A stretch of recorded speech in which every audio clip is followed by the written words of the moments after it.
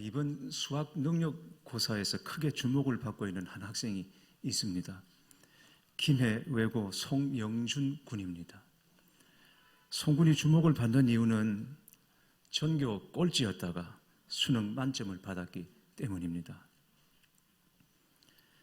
사회적 배려 대상자로 김해 외교에 입학을 했는데 고등학교 올라가서 처음 시험을 치고는 127명 가운데 126등 꼴찌를 했습니다. 공부는 나하고 안 맞나 보다 하고 공고 진학해서 전학을 가서 취업을 하려고 했습니다. 그러나 선생님의 만류로 다시 공부를 시작하기로 마음먹고 식당에서 알바하는 홀어머니 눈에 눈물 흐르게 하지 않겠다 다짐을 하고는 정말 이를 악물고 공부를 했다고 합니다. 그렇게 공부했더니 2학년 시험에서는 전교 4등으로 확 뛰어올랐습니다. 그리고 마침내 수능에서 전 과목 만점을 받은 것입니다. 이번 수능에서 만점자는 송군을 포함해서 모두 15명이라고 합니다. 그럼에도 유독 송군이 부각되는 이유는 전교 꼴찌에서 전국 1등이라는 역전의 주인공이 되었기 때문입니다. 송영준 군이 처음부터 내리 1등이었다면 의당 그렇거니 했을 것입니다. 그러나 꼴찌였기에 관심의 대상이 된 것입니다. 뭐든지 처음보다 점점 더 좋아지는 사람이 있고 또 반대로 처음보다 못하거나 더 나빠지는 사람도 있습니다. 성경에 나오는 인물을 예로 들자면 가룟 유다를 꼽을 수 있습니다. 유다는 예수님의 제자로 부름을 받고 영광스럽게 출발했지만 결국 주님을 배반하고 스스로 죽는 길로 가고 맙니다. 그리고 또 한 사람, 사울 왕이 바로 그런 사람입니다. 사울은 이스라엘 초대 왕으로 화려하게 등극했지만 끝은 비참하게 막을 내리고 있습니다. 그래서 생각해보면 우리가 하나님께 충성, 주께 충성이라고 말하지만 충성이라는 게 뭔가 대단한 일을 해서가 아니라 하나님 앞에서 끝까지 잘 사는 것, 그게 충성이 아닐까 생각해 봅니다. 범사에 하나님을 인정하고 겸손하게 하나님을 의지하며 사는 것이 진짜 충성이지 싶습니다. 충성이라는 말의 본래 의미가 한 마음을 계속 지켜가는 것을 말하는 것이거든요. 그러나 살면서 우리가 절감하고 있는 것이지만 끝까지 잘 산다는 것이 참으로 쉽지 않습니다. 쉽지 않기 때문에 충성입니다. 사울이 왕으로 선택을 받고 기름 부음을 받을 때만 해도 겸손하고 신중하고 매사에 조심스러운 사람이었습니다. 사울은 누가 봐도 이스라엘 왕이 될 제목이었습니다. 이스라엘에 그만한 사람이 없었습니다. 외모가 출중하고 무용이 뛰어났습니다. 거기다가 겸손하기까지 했습니다. 백성이 다 왕으로 인정을 했지만 정작 자신은 그런 그릇이 못 된다고 진 보따리 사이에 숨어서 나오지를 않던 사람이 사울이었습니다.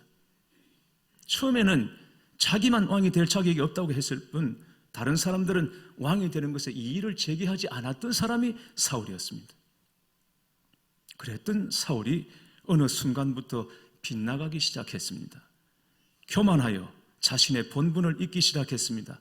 결정적으로 우리가 기억하는 몇 가지 사건이 있습니다. 먼저 아말렉과의 전쟁 후에 하나님의 명령을 어기고 전리품 중에서 실하고 좋은 짐승들을 따로 남겨둔 것입니다. 하나님께서는 전쟁 후에 사람이든 가축이든 무엇이든 다 진멸하라고 명령하셨습니다. 진멸하라는 것은 그냥 씨를 남기지 않는 겁니다. 굉장히 잔혹하게 여겨지겠지만 그들의 죄가, 이방의 죄가 이스라엘로 침투하고 유입되는 것을 차단하기 위해서 하나님께서 그런 명령을 내리셨습니다. 그런데 사울이 아말렉과 전쟁한 후에 승리한 다음에 이 전리품 중에 보니까 실하고 좋은 짐승들, 이걸 그냥 버리기가 아까워서 그걸 따로 모아두었습니다. 사무엘이 와서 묻습니다. 이게 웬 거냐? 하나님께 번제 드리기 위해서 따로 준비한 거다고 변명을 했습니다. 하나님 말씀에 순종하는 것이 제사보다 낫다는 책망을 사울이 듣죠. 사울이 왕위에 오른 다음에 먼저 한 일이 상비군 3,000명을 뽑는 일이었습니다. 그런데 상비군 3,000명을 뽑아놓으니까 블레셋이 침입을 해왔어요. 블레셋의 군대는 3,000명 정도가 아니라 병거가 3만이고 마병이 6천이고 백성의 수는 성경의 표현대로 하자면 바다의 모래처럼 많았습니다. 이 비교가 안 되는 겁니다. 자신을 지키고 나라를 지키기 위해서 3,000명 뽑아놨는데 블레셋에 비하면 이거는 정말 상대가 안 되는 너무너무 약한 것이었습니다. 병거 3만입니다. 마병 6천이고 백성들의 수는 헤아릴 수가 없습니다. 이 기세에 눌려서 군인들이 다 도망을 가버리고 남은 사람이 600명입니다.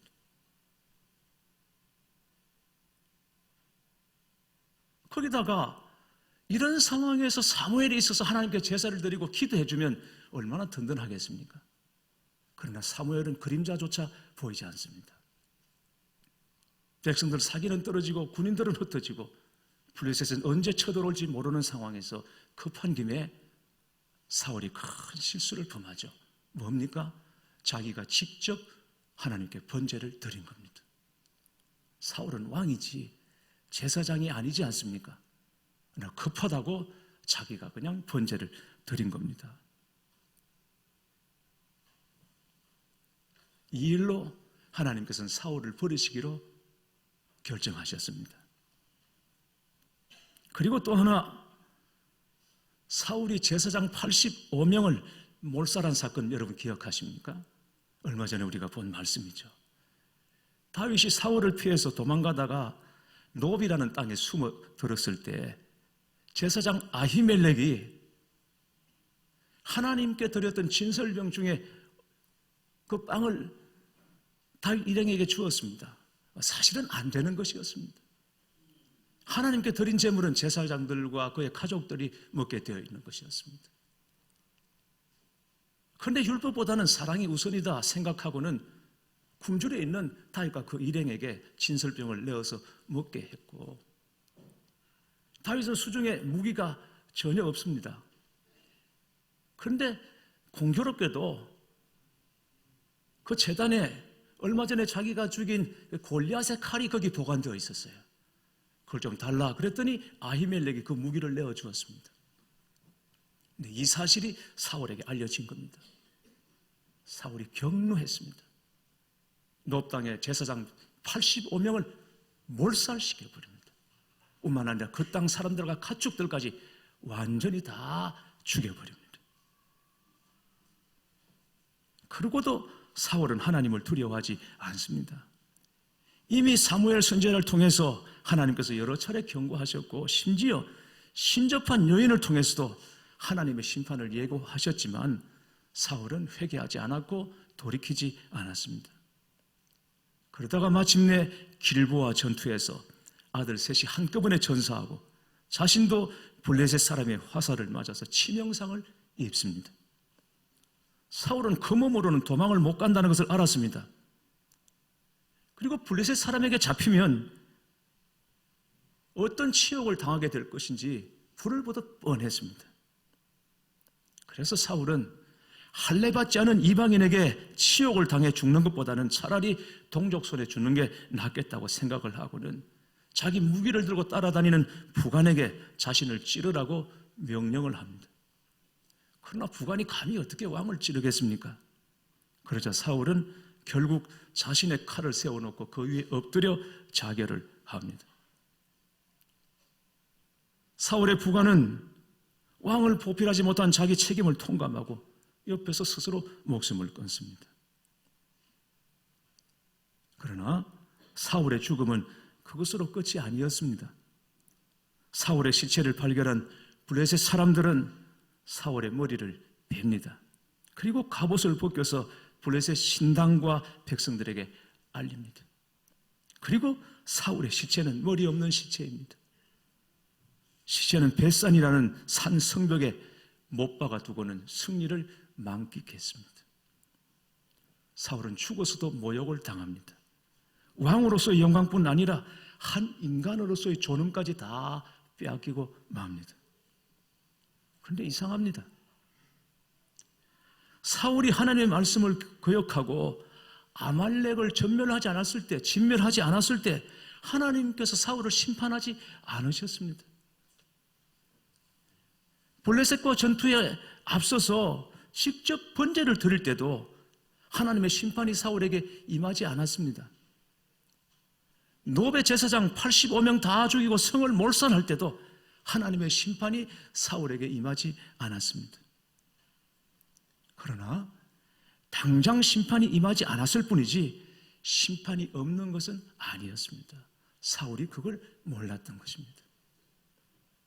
그래서 하나님으로부터 멀어지고 죄를 짓는 일에 점점 더 대담해진 것입니다. 사울은 하나님을 경외하지 않았고 하나님을 두려워하지 않았습니다.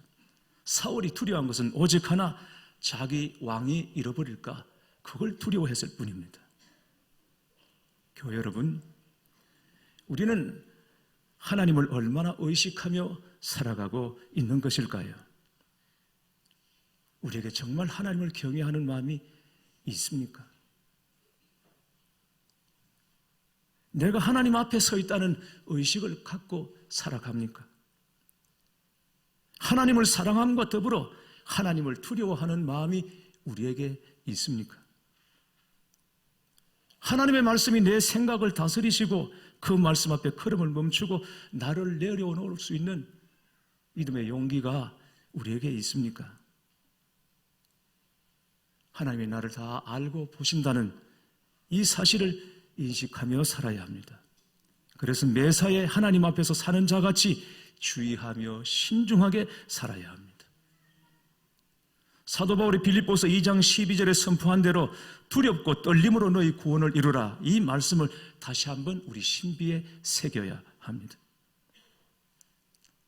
요즘은 퓨전이 유행입니다. 혼합이라는 말입니다. 음식도 퓨전, 음악도 퓨전, 문화도 퓨전, 모든 것이 다 퓨전, 혼합입니다. 그러나 믿음은 혼합될 수 없습니다. 하나님의 다림줄 앞에 삐뚤어짐이 없고 그립김이 없는 믿음을 지켜야 합니다. 우리 싸움은 바로 그 싸움인 것입니다. 바로 하나님 앞에 믿음의 싸움인 것입니다. 어느 백화점에 도둑이 들었습니다. 비상벨이 울리고 경비원들이 출동했습니다. 결국 도둑은 붙잡혔습니다. 그런데 아무리 살펴봐도 훔친 물건이 보이지 않습니다. 진열되어 있던 상품들도 다 제자리에 그대로 있었습니다. 백화점에 무단 침입했던 도둑은 죄가 없었습니다. 잠시 후에 풀려났습니다. 그런데 다음 날 아침 백화점 문을 열고 난 다음에 큰 소동이 벌어졌습니다. 상품에 붙던 가격표가 다 바뀌어 있었던 것입니다. 1,000원짜리가 100만 원 상표로 가격표로 바뀌었고, 그리고 1,000만 원짜리가 고작 몇천 원짜리로 다 가격표가 바뀌었던 것입니다. 삽시간에 소문이 퍼졌습니다. 그리고는 순식간에 엄청난 사람들이 몰려왔고 백화점은 망하고 말았습니다. 물론 이런 일이 실제로 일어난 것은 아닙니다. 우리가 살아가는 이 세상을 풍자한 이야기입니다. 지금 세상에서 가장 큰 도둑은 눈에 보이는 돈이나 물건을 훔쳐가는 도둑이 아닙니다. 우리의 가치관을 혼란시키는 것입니다. 우리의 정신을 흔들어 놓는 것입니다. 그 도둑이 정말 무서운 도둑입니다. 더 큰 도둑입니다. 하나님의 말씀의 권위가 땅에 떨어지고 믿음이 무시되는 세상, 돈과 권력과 명예와 건강이 최고의 가치가 되어버린 이 시대에 이게 여러분 가장 무서운 도둑, 큰 도둑이죠. 우리 믿음의 중심과 순위를 분명히 해야 합니다. 그런데 오늘 본문 마지막에 보면 사울의 소식을 듣고 길르앗 야베스 사람들이 밤새 달려가 사울의 시신을 수습하고 화장을 하고 7일 동안 애도했다는 이야기가 나옵니다. 블레셋이 무서워서 모두가 다 숨어 꼼짝을 못하고 있는 상황입니다. 그런 중에 길르앗 야베스 사람들은 그 위험을 무릅쓰고 나왔습니다. 이 길르앗 야베스 사람들이 어떤 사람들입니까? 40년 전 사울이 왕이 되기 전에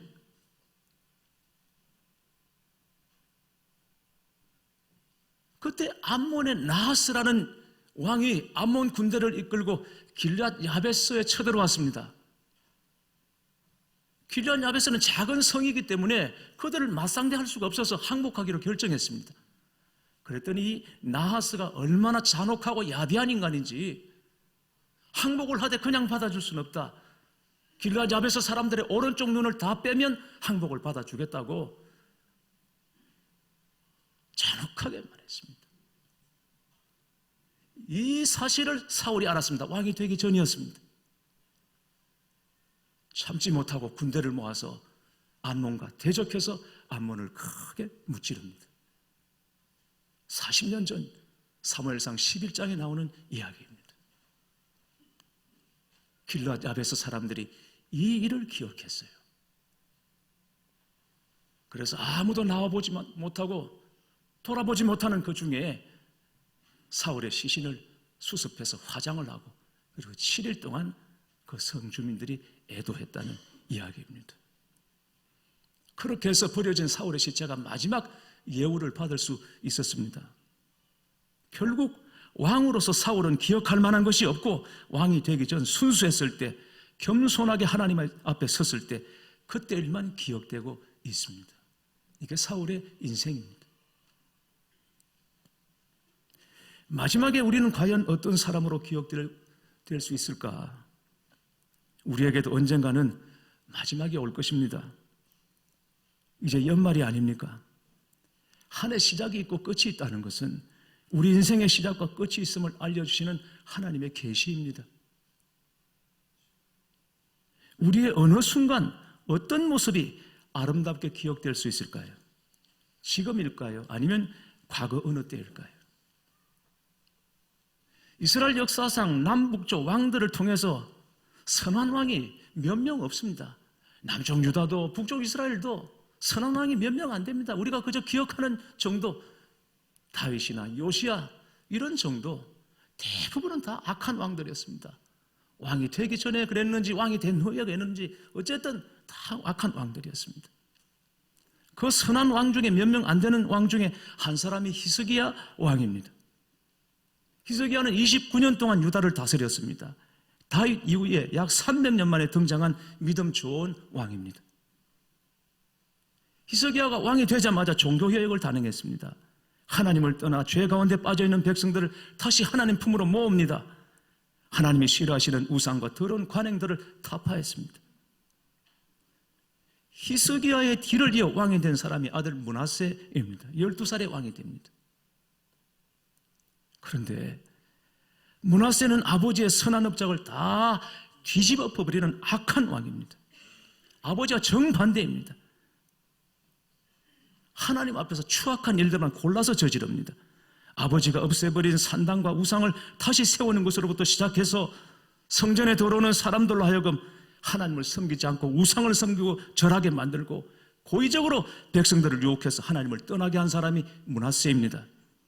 결국 나라를 그 징역으로 만들어 놓고 죽은 지 56년 만에 유다는 망하고 맙니다. 어떻게 푸장안에 이렇게 다를 수가 있습니까? 어떻게 한 가문에서 이렇게 변종 같은 인물이 나올 수 있습니까? 여러분은 히스기야 하면 무슨 생각이 먼저 떠오르십니까? 종교개혁을 단행한 선한 왕, 이런 것보다는 히스기야 하면 죽게 되었다가 하나님 앞에 몇몇 기도해서 15년 생명 연장받은 거, 그거 먼저 기억하실 것입니다. 병이 들어서 죽게 생겼습니다. 하나님 앞에 벽을 바라보고 기도합니다. 간절히 울면서 기도합니다. 얼마나 매달렸던지 하나님께서 그 모습을 불쌍히 여기시고 이사야 선지자를 통해서 말씀하십니다. 내가 내 기도를 들었고 내 눈물을 보았노라. 내가 너를 낫게 하리니 내가 3일 만에 여호와의 전에 올라가겠고 내가 내 날을 15년 더할 것이라. 그래서 히스기야가 병상을 박차고 일어납니다. 덤으로 얻은 인생을 살게 된 것입니다. 15년. 문제는 히스기야 15년 덤으로 더 살면서 사람이 달라졌습니다. 겸손하고 갈급했던 마음이 사라졌습니다. 자고하고 굳은 사람이 되어갑니다. 그가 이런 상태로 3년 후에 낳은 아들이 바로 므낫세입니다. 15년 더 살면서 3년 뒤에 낳은 아들이 므낫세입니다. 자기의 목숨이 꺼질 줄 알았습니다. 그런데 다시 살아났습니다. 생명만 연장된 것이 아니라 거기에 아들까지 얻었습니다. 그런데 그렇게 키운 자식이 마귀짓을 합니다. 북쪽 이스라엘에 아합이 있다면 남쪽 유다에는 므낫세가 있다고 할 정도로 악한 왕이 됩니다. 불행하게도 히스기야는 병상에서 일어난 다음 영적인 암흑기에 빠지기 시작합니다. 하나님의 은혜로 병이 나았고 하나님의 은혜로 15년 인생을 더 연장받았으면 이전보다 더 하나님을 잘 섬기려고 하지 않겠습니까? 그런데 히스기야는 그렇게 하지 않았습니다. 오히려 그 반대 방향으로 나아갑니다.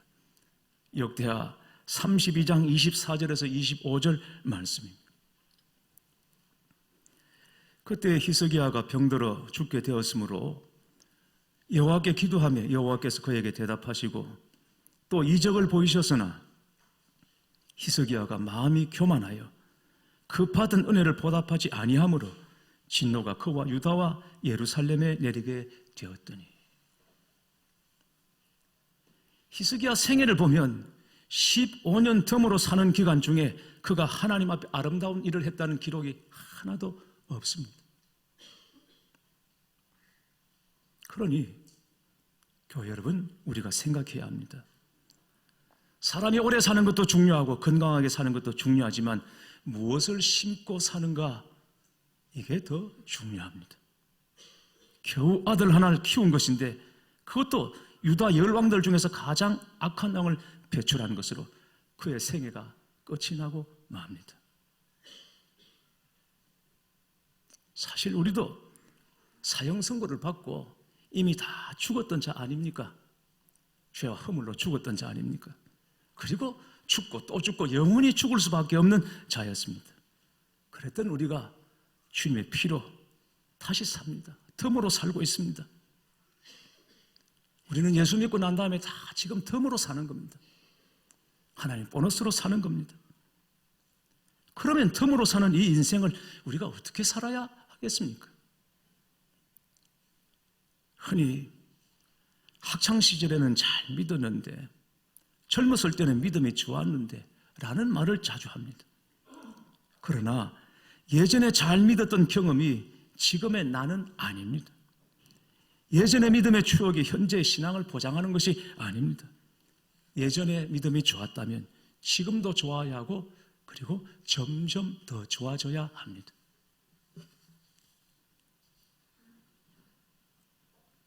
얼마 전에 어느 교회에서 한 원로 목사님의 설교를 들었습니다. 올해 은퇴하신 지 2년이 되셨다고 합니다. 그럼에도 강단에 선 모습이 여전히 꼿꼿하시고 각이 잡혀 있었습니다.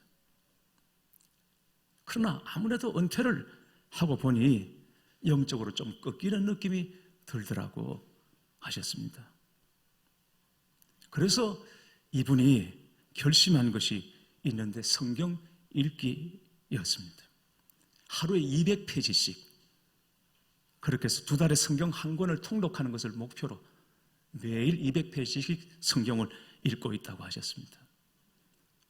그 원로 목사님이 그 결단을 하게 된 이유는 자신이 꺾이고 흐트러진 상태로 주님을 만나고 싶지 않다고, 인생 절정의 순간에 주님을 만나고 싶다고, 그래서 그런 결단을 하게 되었다고 말했습니다. 인생 절정의 순간에 주님을 만나겠다. 그 소원이 여러분 너무 멋있지 않습니까? 예전보다 지금이 더 좋고 점점 더 좋아지는 여러분의 믿음, 여러분의 인생이 되기를 바랍니다. 우리 인생에서 진짜 중요한 것, 진짜 놓치지 말아야 할 것들, 미루지 말아야 할 결단들, 이걸 내일이나 다음으로 자꾸 넘기지 마시고 오늘을 붙잡으시기 바랍니다. 오늘이 바로 주님 만날 바로 그날인 것처럼 여기시고 오늘 여러분 인생의 절정을 만들어 나가시기를 주님의 이름으로 축원합니다.